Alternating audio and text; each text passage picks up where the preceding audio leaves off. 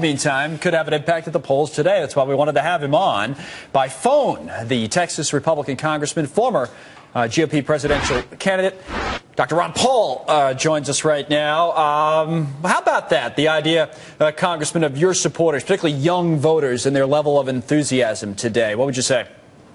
Well, they're tremendously enthusiastic, but they're not enthusiastic about the current election and the choice, between the two candidates, since they don't see a whole lot of difference between the two.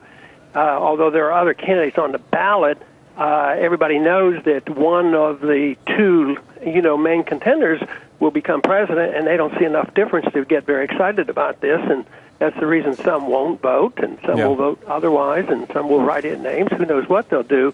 But they're very frustrated and aggravated that we don't see an opportunity for voting to change the direction of the country. I think last time you were on, we tried to twist your arm and see who you were going to vote for, but we would always try again, right? Who'd you vote for? No? No, I'm not talking about that. It's not important. It's not. Why is it not important, by the way? Why is it not important for someone like you, who went through this process as a Republican, to come out and tell us who you're for today? And what does it say about the current election and the state of things that you won't say?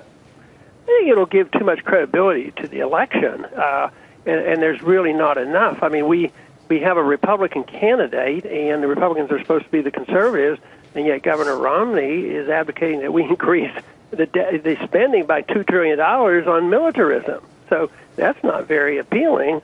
And, of course, his position on medical care, in Massachusetts doesn't really offer us much difference.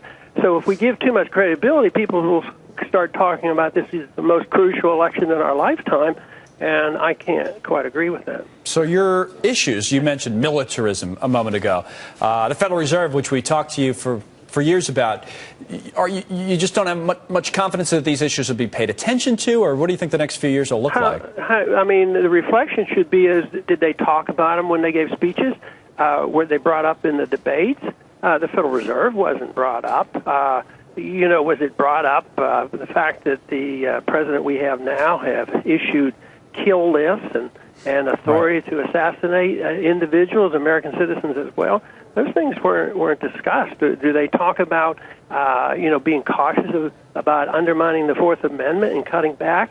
No, the subject doesn't even come up. So when it comes to civil liberties and foreign policy and monetary policy, there's been no discussion. A lot of people come on and tell us that this is a clear choice between opposing visions, and you say there's not really much difference between the two candidates in Obama and Romney. After it's over tonight, are there big changes in store for the country, or will this status quo as you see it continue? Yeah, well, the status quo means that there's going to be big changes, and neither one have addressed it, because I think our biggest problem immediately is the fiscal crisis coming and the huge debt.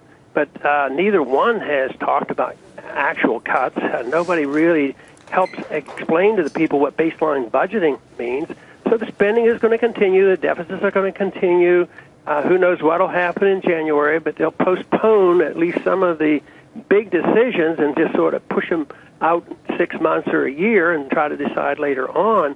But no, eventually this is going to be a major event. I mean, I think when we look at the crisis that Greece just went through is probably nothing compared to what I think the world is going to go through when people reject the whole principle of fiat currencies, that you can create wealth out of thin air and you can bail out everybody. And nobody's really challenged that, and it makes no sense whatsoever that you can do this, even though it seems to some degree be working, but it's done on pure deception, and it can't last. We'll talk to you more about those issues, as we always have, after the election. Congressman Paul, thanks a lot today.